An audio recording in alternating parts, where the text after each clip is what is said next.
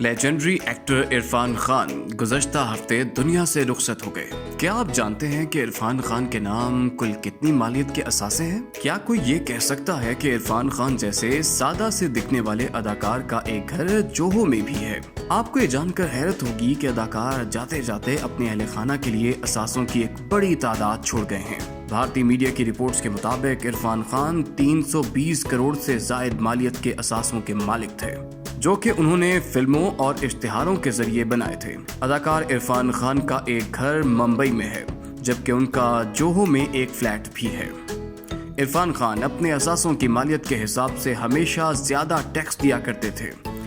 एक रिपोर्ट के मुताबिक इरफान खान एक फिल्म में काम करने का मुआवजा तकरीबन 15 करोड़ लेते थे, जबकि किसी इश्तिहार में काम करने के लिए 4 से 5 करोड़ लिया करते थे। अगर अदाकार के नाम मौजूद गाड़ियों की बात की जाए तो इसमें भी इरफान खान बहुत मकबूल रहे। उनके नाम दुनिया भर के मशहूर ब्रांड्स की गाड़ियां हैं।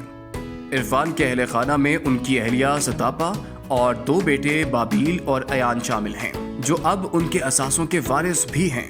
इरफान खान गुज़श्ता माह 29 अप्रैल को 53 साल की उम्र में कैंसर के बायस मुंबई के कोकिलाबेन अस्पताल में दुनिया से रुखसत हो गए। अदाकार इरफान खान ने अपने करियर में न सिर्फ बॉलीवुड बल्कि हॉलीवुड की भी कई फिल्मों में अदाकारी के जौहर दिखाए। 2017 में पाकिस्तानी अदाकारा सबा कमर के साथ फिल्म हिंदी मीडियम में अदाकारी की। इरफान खान ने तकरीबन 100 से जायद हिंदी फिल्मों में काम किया, जिनमें पीकू, लंच बॉक्स और मकबूल काबिले जिक्र है। अदाकार ने हॉलीवुड में भी अपनी अदाकारी का लोहा मनवाया। अगर उनकी हॉलीवुड में की गई फिल्मों की बात की जाए तो जुरासिक वर्ल्ड सबसे मकबूल है, मगर इसके अलावा उन्होंने द अमेजिंग स्पाइडरमैन और लाइफ ऑफ पाई जैसी फिल्मों में भी काम किया।